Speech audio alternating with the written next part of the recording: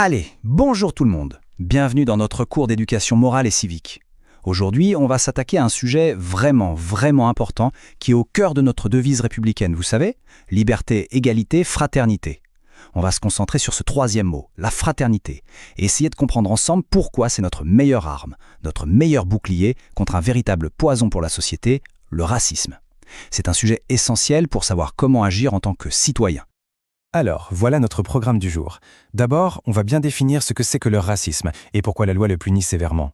Ensuite, on plongera au cœur de la valeur de fraternité.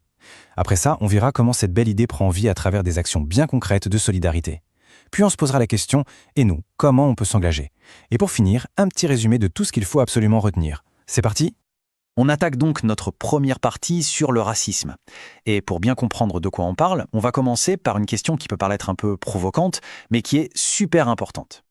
On entend souvent cette phrase « chacun a le droit d'avoir son opinion ». Et c'est vrai, en grande partie. Mais est-ce que ça s'applique à tout? Est-ce que le racisme, c'est une opinion qu'on pourrait défendre comme on défend une équipe de foot ou un film? La réponse, vous allez voir, elle est beaucoup plus simple qu'il n'y parle. Eh bien, la loi française, elle, répond très clairement à cette question « non ». Le racisme n'est pas une opinion. Comme le dit cette affiche, c'est un délit. Un délit, ça veut dire que c'est puni par la loi. Et pourquoi? Tout simplement parce que le racisme fait du mal, il blesse les gens, il les exclut, et surtout, il est en totale contradiction avec les valeurs de notre République. Ça, c'est vraiment le point de départ essentiel à comprendre. Mais alors, c'est quoi précisément le racisme? C'est une idée, une croyance, qui est totalement fausse, les scientifiques l'ont prouvé depuis longtemps. C'est l'idée qu'il y aurait des races humaines, et pire encore, qu'il y aurait une hiérarchie entre elles. Cette croyance, elle mène à des attitudes de rejet, de mépris, voire de haine, juste à cause de l'origine ou de la couleur de peau de quelqu'un. Et le racisme, attention, ce ne sont pas juste des idées abstraites, ce sont des actes qui ont des conséquences bien réelles et souvent très douloureuses. Écoutez ce témoignage. C'est un père de famille qui raconte ce qu'il a vécu dans le métro. C'est un exemple qui est frappant, non? On ressent vraiment l'injustice, l'humiliation. Le racisme, ce n'est jamais anodin. C'est une violence concrète qui blesse profondément les gens. Bon, alors face à cette violence, face à ce poison, comment est-ce qu'on se défend? La République française, elle a une réponse. Une valeur très puissante qui est inscrite juste là, sur le fronton de nos mairies et de nos écoles. La fraternité. Mais la fraternité, concrètement, ça veut dire quoi? Regardez cette affiche. C'est pour une fête de la fraternité. Le nuage de mots nous donne plein d'indices. On lit quoi? Respect, tolérance, partage, amitié, solidarité. En fait, la fraternité, c'est un peu le ciment qui lie tout ça. C'est l'idée que, même si on est tous différents, on fait tous partie de la même grande famille humaine, et qu'on doit donc se comporter comme des frères et sœurs. Et il y a un mot qui est la traduction en action de la fraternité. Ce mot, c'est la solidarité. Être solidaire, c'est quoi? C'est comprendre que ce qui arrive aux autres nous concerne aussi. C'est sentir qu'on a des responsabilités les uns envers les autres.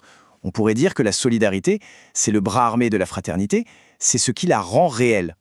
Voyons maintenant comment ce beau principe de solidarité se traduit dans la vie de tous les jours. Comment est-ce qu'on passe de l'idée à l'action concrète? Regardez cette frise chronologique. Elle montre que la solidarité en France, ce n'est pas juste un mot en l'air. C'est une véritable construction qui s'est faite loi après loi au fil du temps. Prenons l'exemple de 1945, juste après la guerre, la création de la sécurité sociale. L'idée est géniale et simple. Tout le monde cotise un petit peu pour que tout le monde puisse être soigné, qu'on soit riche ou pauvre. C'est la solidarité organisée par l'État pour que personne ne soit laissé sur le bord de la route. La solidarité, elle se manifeste aussi dans les grands moments de l'histoire, y compris les plus tragiques. Après les terribles attentats de 2015 à Paris, le président de l'époque a rappelé que, face à la haine, notre plus grande force, c'est justement cette fraternité.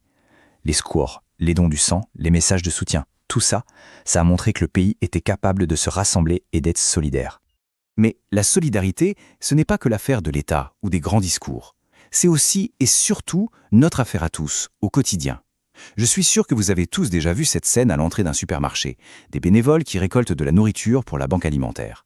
Eh bien, ça, c'est l'exemple parfait d'un geste de solidarité, simple, direct et que tout le monde peut faire. Un petit geste pour nous, mais qui peut être énorme pour une famille dans le besoin.